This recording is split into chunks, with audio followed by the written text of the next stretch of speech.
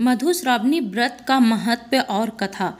भगवान शिव और माता पार्वती से संबंधित त्यौहार मनाए जाते हैं। सावन के महीने में मधुश्रावणी नाम का त्यौहार भी मनाया जाता है। मधुश्रावणी को बिहार के मिथिला में बहुत धूमधाम से मनाया जाता है। देवी माता पार्वती और भगवान शिव की पूजा की जाती है।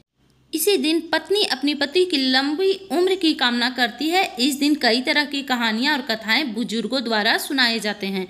मधुश्रावणी व्रत कथा इस प्रकार है। राजा श्रीकर के यहाँ कन्या का जन्म हुआ तो राजा ने पंडितों को बुलाकर उसकी कुंडली दिखाई।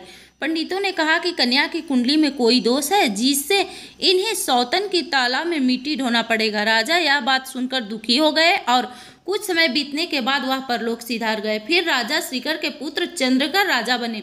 उनका अपनी बहन के साथ बहुत प्यारा संबंध था, इसलिए वह नहीं चाहते थे कि उनकी बहन को सौतन के दबाव में रहना पड़े। चंद्रकर ने एक सुनसान जंगल में सुरंग बनवा दी जिसमें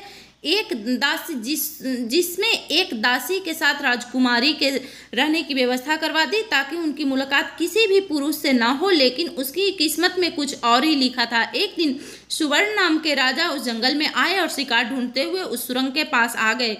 राजा को प्यास भी लगी थी, इसलिए वह जंगल में पानी की तलाश कर रहे थे। तभी अचानक राजा की नज़र चींटियों पर गई जो मुंह में चावल का दाना डालकर कतार में चल रही थी। राजा ने उन चींटियों का पीछा किया तो वह एक सुरंग के अंदर पहुंच गए। राजा सुवर्ण की मुलाकात राजकुमारी से हुई और दोनों ने विवाह कर लिया। कुछ समय तक दोनों सुरंग में ही रहते थे। कुछ दिनों बाद राजा को अपनी राज्य की याद सताने लगी। उन्होंने राजकुमारी से जाने की आज्ञा मांगी। राजकुमारी ने कहा, सावन महीने की शुक्ल पक्ष की तृतीया तिथि को मधुश्रावणी का त्यौहार होता है।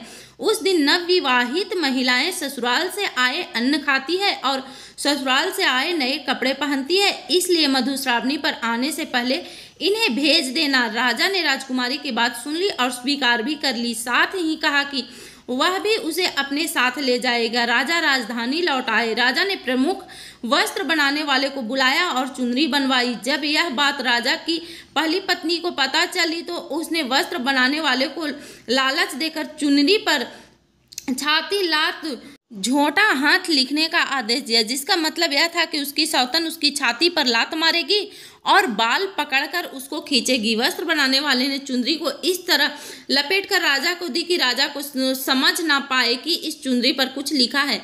राजा ने उस समय आने पर वह चुनरी एक कौवे को पहुंचाने के लिए दे दिए, क्योंकि पुराने समय में कौवे को संदेशवाहक के रूप में बताया जाता था। कौवा वस्त्र लेकर जा रहा था कि उसकी नज़र भोज पर गई और वह सब भूल गया। चुनरी को छोड़कर जूठन खाने लगा। मधुश्रावणी के दिन राजकुमारी के पास वस्त्र और अन्न नहीं पहुंचा। वह नाराज हो गई। उस दिन उसे सफ़ेद फूल और सफ़ेद चंदन लेकर माता पार्वती की पूजा की और देवी से यह प्रार्थना की कि जिस दिन राजा से उसकी भेंट होगी उसे उसकी आवाज़ चली जाए। दूसरी ओर राजकुमारी के भाई चंद्रकर को पता चला कि उसकी बहन का विवाह हो गया है तो बहुत नाराज हुआ और उन्होंने अपनी बहन के लिए खाने पीने का सामान भेजना बंद कर दिया। एक दिन पता चला कि साथ में तालाब खोदने का काम चल रहा है तो राजकुमारी अपनी दासी के साथ तालाब पर गई ताकि गुजारे के लिए धन मिल जाए। संयोग की बात यह है कि उस दिन राजा सुवर्ण भी वहां आए हुए थे, क्योंकि राजा की पहली पत्नी तालाब खुदवा रही थी। राजा ने राजकुमारी को पहचान लिया और अपनी गलती के लिए माफ़ी मांगी। राजा राजकुमारी को अपने साथ लेकर वापस महल चले आए और राजकुमारी को रानी का स्थान दिया। राजकुमारी कुछ नहीं बोली और इसका कारण राजकुमारी की दासी से पता चला कि उनके द्वारा भिजवाई गई चुनरी राजकुमारी को नहीं मिली।